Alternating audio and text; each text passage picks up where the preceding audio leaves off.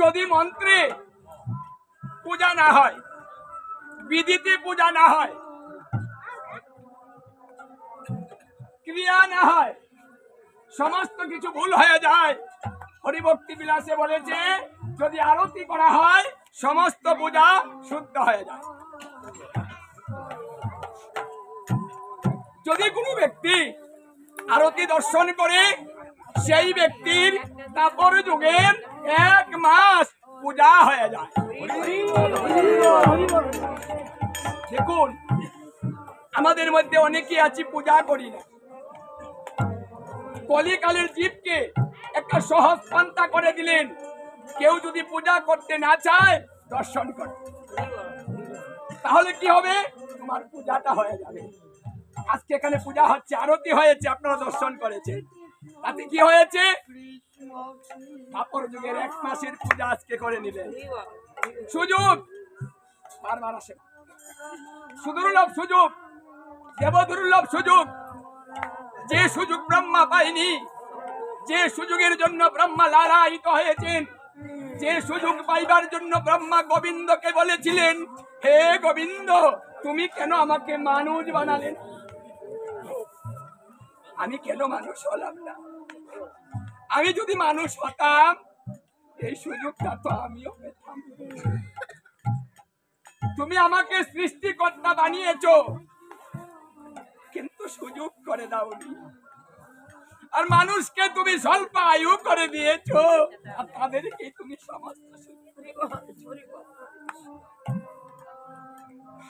হে গোবিন্দ আমার যদি আবার জন্ম হয় সেই জন্মটা যেন মনুষ্য লোকে হয়, আমি যেন মানুষ হতে পারি।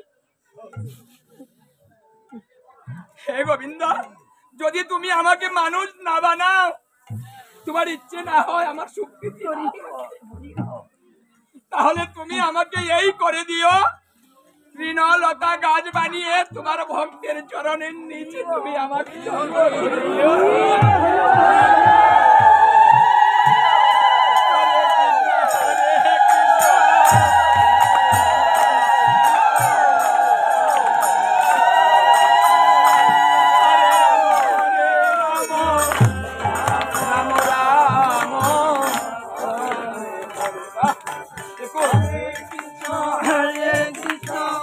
কোথায় জন্ম নিবে গো? এত বড় ব্রহ্মা, যার বাসস্থান ব্রহ্মলোকে, যিনি সৃষ্টিকর্তা, যার এত শক্তি, আজকে সেই ব্রহ্মা বলছে তুমি আমাকে তৃণলতা গাছ বানিয়ে পৃথিবীতে পাঠিয়ে দিও, আমি যেন তোমার ভক্তের চরণের নিচে থাকতে পারি, আমি যেন সদা সর্বদা তোমার ভক্তের চরণ ধুলি যেন আমি অঙ্গে রাখতে পারি।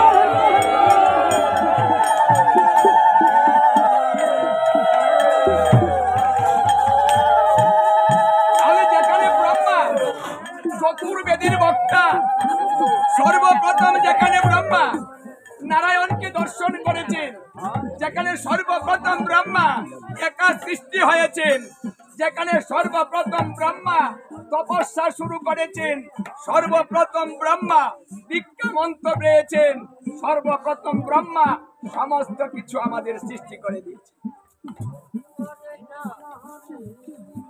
সেই জায়গায় থেকে তিনি বলছেন মানুষের নিচে আসার জন্য। কারণটা কি গোবিন্দ? কেন বলছে? কেন বলছে জানেন? বলছে হে গোবিন্দ তুমি যে লীলা বিলাস করো, তুমি তো ব্রহ্মলোকে আসো না, তুমি যে লীলা বিলাস করো তুমি তো অন্য কোনো লোকে যাও না, তুমি যে লীলা বিলাস করো তুমি যে মানুষ হয়ে যাও, তুমি তো দেবতা হও না।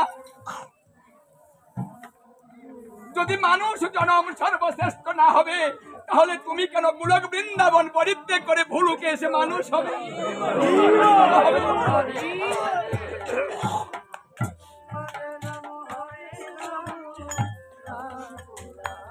দেখুন জ্ঞানী কারণ বুঝে, জ্ঞানী তত্ত্ব জানে, জ্ঞানী তত্ত্ব জেনে ভগবানকে সেইভাবে ডাকে। ব্রহ্মা সেই তত্ত্বটা জেনেছে,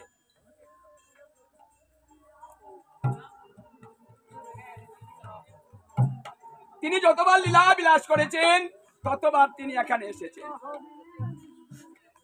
মানুষ হয়েছে। 125 বৎসর লীলা করেছেন দাপর যুগে। 125 বৎসর লীলা করে স্বাদ মিটেনি, আবার বলেছিলেন, হে রাধারানী, আমি কলিকালে গৌড় হয়ে যেতে চাই।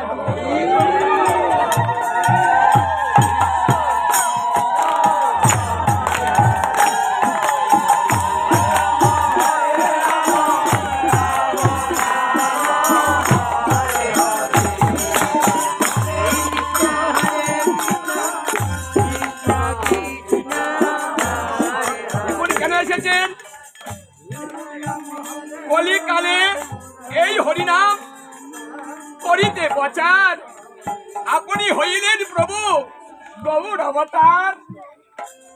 কেন আসলেন তিনি? বলছেন কলিজীবকে এই হরিনাম দেবার জন্য, বিলাবার জন্য, উদ্ধার করার জন্য আপনি হইলেন প্রভু গৌর অবতার। আজকে আমরা পেয়েছি এই হরিনাম সংকীর্তন, এটা আমার মহাপ্রভু দিয়েছে, নিজে করে জগৎকে তত্ত্ব শিখিয়েছেন। কিচ্ছু করতে হবে না, বৃন্দাবনে আসো। আরে তুমি তো বৃন্দাবনে যেতে পারবে না, আমি বৃন্দাবনটা নিয়ে চলে আসছি। এবার ভগবান স্বয়ং বৃন্দাবন নিয়ে আমাদের কাছে চলে এসেছে।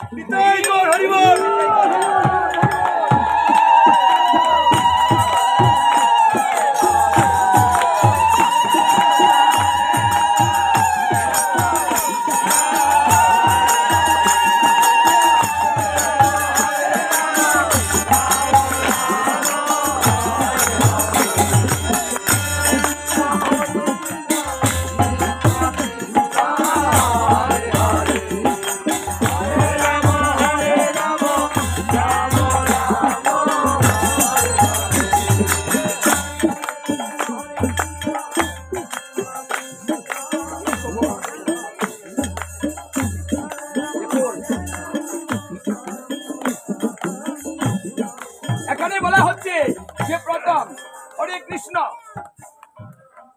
এই কৃষ্ণ শব্দটার অর্থ হচ্ছে আকর্ষণ, সর্ব আকর্ষণ শক্তি কৃষ্ণর মধ্যে। এই জন্য দেখুন এই বৃন্দাবনে নিমন্ত্রণ না করলেও একাই চলে আসে। কারণটা কি? কেন যারা এসেছেন নিমন্ত্রণ ছাড়াও এসেছেন। কেন আসে? এখানে আকর্ষণ শক্তি আছে। চতুর্দিক থেকে যে জীবনে ধর্মে আসে না সে নাম যজ্ঞে এসে বসে থাকে। যে জীবনে ধর্ম পছন্দ করে না ওই দূরে দাঁড়িয়ে থাকে। কীর্তনটা একটু দেখে আসি তো কেমন লাগে, দেখবেন। ভগবান বললেন এই আকর্ষণ শক্তি তোমার কাছে পৌঁছে যাবে একদিন স্বয়ং তুমি এসে সাধুগুরু বৈষ্ণবের পাশে বসে তাদের কোলাকুলি দিয়ে তুমিও ভক্ত হয়ে যাবে।